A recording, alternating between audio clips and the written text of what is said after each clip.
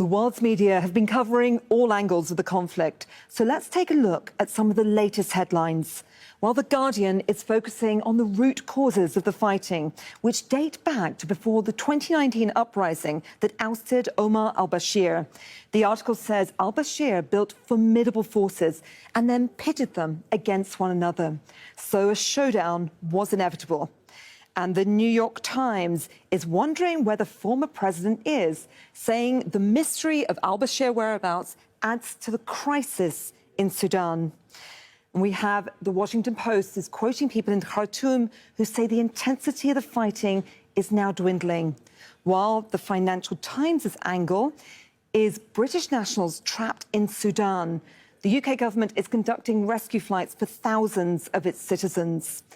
And the BBC is highlighting personal stories of those who have been left behind in Sudan, including a British citizen's elderly mother. CNN is covering how the West enabled Sudan's warring generals, while AlJazeera.com continues to provide live updates as they happen.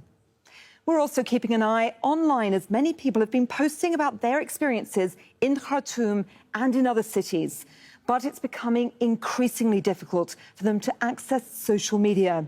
Network data shows a near collapse of internet connectivity nationwide, and many posts are about people scrambling to leave.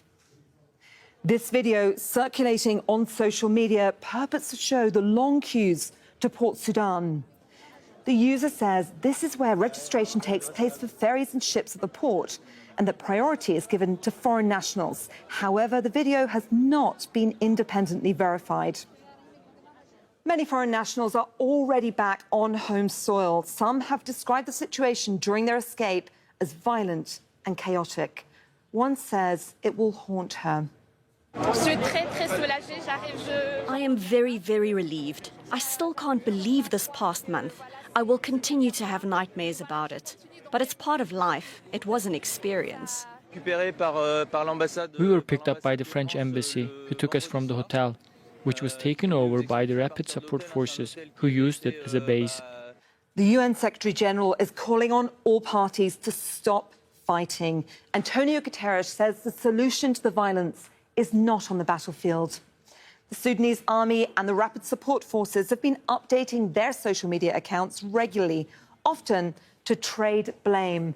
The police are accusing the paramilitary group of breaking into prisons to release detainees, accusations the RSF is denying. And the UN says the major concern is that both sides in the conflict think they will secure a military victory, which means the situation is likely to get a lot worse. And as foreigners arrive back safely home, millions of Sudanese are still trapped by the fighting.